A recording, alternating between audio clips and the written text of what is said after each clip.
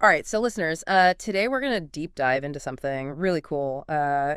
It's this project that's using podcasts and some seriously awesome tech to totally change how we think about mental health support. It's called Mind Matters.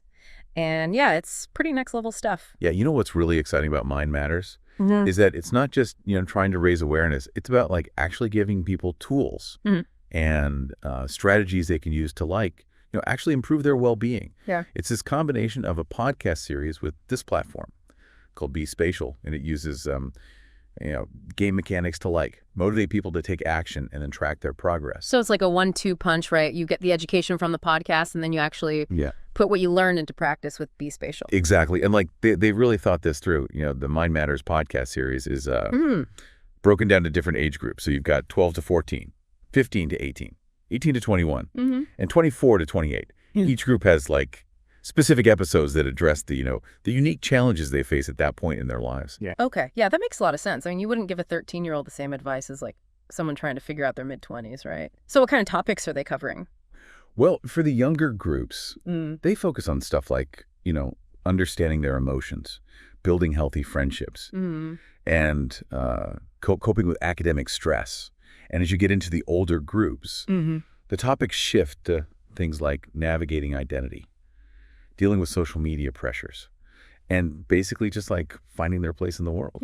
I bet those episodes on social media pressures are super relevant these days. It feels like everyone's comparing themselves to those perfect Instagram lives, Oh, absolutely. And it's not just about identifying the problems either. They actually give you actionable advice and interactive exercises within each episode. So you're not just passively listening, you're actively learning and developing coping mechanisms. That's awesome. So tell me more about this B-Spatial thing. How does it actually work? I'm picturing some futuristic VR thing. Uh-huh. Well, hold your horses.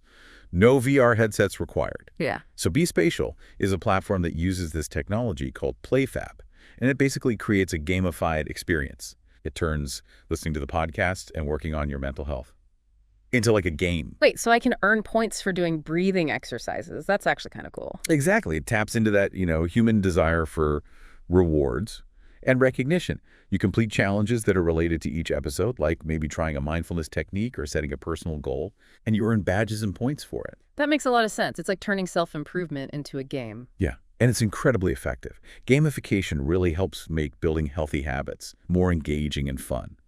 We're naturally wired to respond to those little dopamine hits you get from achieving goals and leveling up, even if it's in the context of something like mental well-being. So it's not just about feeling good in the moment. It's about rewiring your brain to make those positive behaviors actually stick. Precisely. But there's another layer to B-Spatial that takes things to a whole new level. It collects data. Okay, now you're making me nervous. What kind of data are we talking about here? Is this going to end up on some billboard with my anxiety levels? No, not at all. It's all anonymized and totally confidential. Think of it more like a personal journal. That helps you understand your own mental health journey. Okay, so it's more like a self-tracking tool. Yes, you can track your mood, log the exercises you complete, note any changes you're experiencing, and just start to see patterns. You might discover, for example, that listening to a particular episode or doing a certain exercise consistently leads to a noticeable improvement in your mood or stress levels. That would be incredibly valuable. Seeing that tangible progress could be super motivating. It's hey, I'm actually doing something that's working for me. Exactly. It empowers you to take ownership of your well-being. Yeah. And make informed choices about what works best for you. I like that. Taking ownership. Okay, but here's where it gets really interesting. So all that individual data you're tracking, it's not just for you.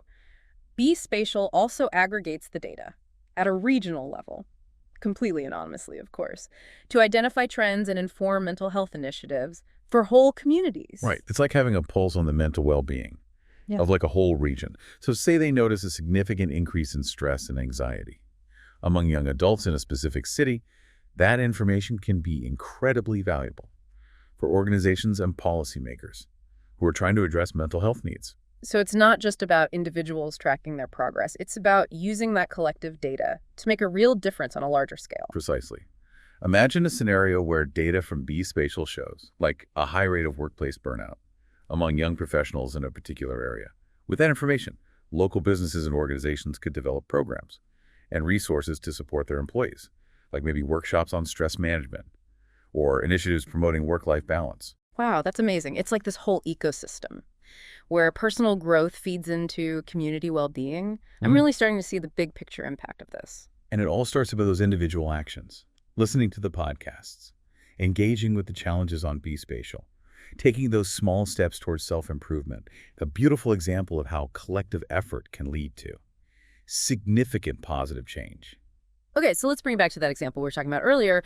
The 24-year-old who's struggling with delegation, let's say they've listened to the episode, completed the challenge on B-Spatial, earned their badge, and started seeing some positive results. What happens next? Does the platform just, like, leave them hanging? Not at all. B-Spatial is designed to support ongoing growth and self-reflection. So after completing the initial challenge, our Delegation Pro might get like a follow-up prompt or a question to encourage deeper reflection. Like what? Perhaps something like, how has delegating tasks impacted your workload and overall stress level? Have you noticed any changes in your team dynamics? Take some time to journal about your observations. So it's not just about checking off the task. It's about analyzing the long-term impact and understanding how those small changes contribute to a bigger picture of well-being. Exactly. The more data points they contribute, the richer their personal insights become, and the more effectively they can tailor their approach to self-improvement. It's like having a personalized mental health coach right in your pocket. Okay, I'm really impressed with this project so far. But let's be realistic for a second. How likely are people, especially younger generations, who aren't always known for their patience and attention spans, to actually engage with a platform like this? That's a valid concern, but I think the creators of Mind Matters have been very strategic in their approach. By integrating gamification and personalized feedback loops, they've made the experience both engaging and rewarding. So it's not just about telling people to take care of their mental health. It's about making it fun and interactive. Exactly, and leveraging technology is key here. We're living in a digital world, so meeting people where they're at, on the platforms they're already using, just makes sense. I see what you mean. It's about adapting to people's habits and preferences, rather than trying to force them into a completely new way of thinking. And I think the emphasis on personalization is crucial too. Nobody wants to feel like they're just a data point in some giant experiment. Right. By offering individual insights and recommendations, they're making it clear that this platform is about empowering individuals, not just collecting data. It's a personalized toolkit for self-improvement, not a one-size-fits-all solution. This is all sounding incredibly promising. But I do have one lingering question. Could this reliance on technology actually create barriers for people who aren't as tech-savvy or don't have reliable internet access? That's a crucial point. It's essential to consider issues of access and equity when implementing any technology-based solution, especially in the realm of mental health support. So ideally, they'd need to find ways to make this accessible to everyone, regardless of their technological skills or resources. Absolutely. That might involve partnerships with community organizations, public libraries, or even exploring offline options for accessing some of the core content. Okay, that makes a lot of sense. It's about ensuring that everyone has the opportunity to benefit from these incredible tools and resources. Okay, so we were just talking about how important it is to make sure this Mind Matters thing is accessible to everyone, not just the tech-savvy folks.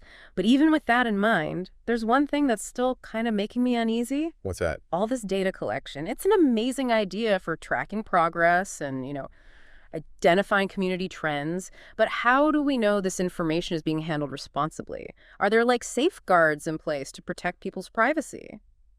That's a really good question, and a crucial one when you're dealing with any kind of personal data, especially when it relates to mental health. From what I've read, the creators of Mind Matters have been very upfront about their commitment to data privacy and security.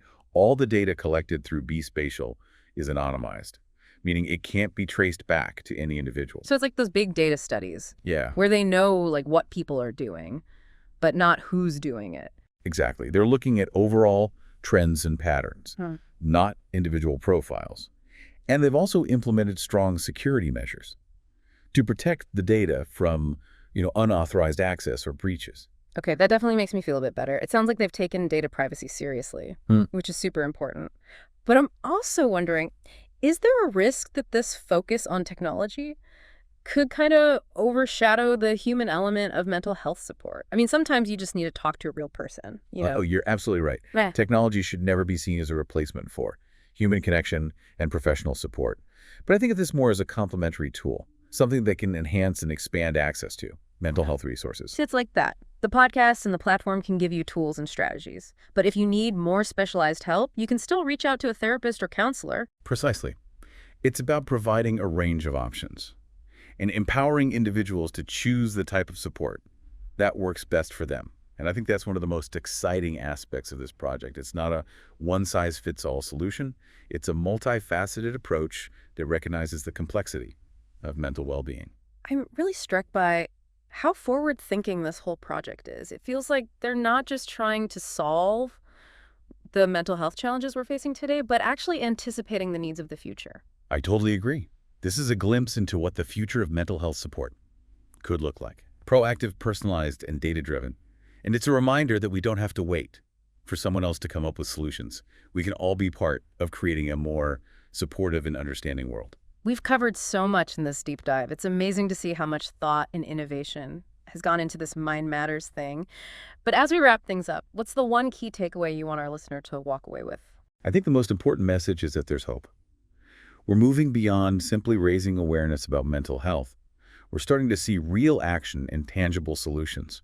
And Mind Matters, with its unique blend of education, technology, and community engagement, is a shining example of what's possible. I couldn't have said it better myself.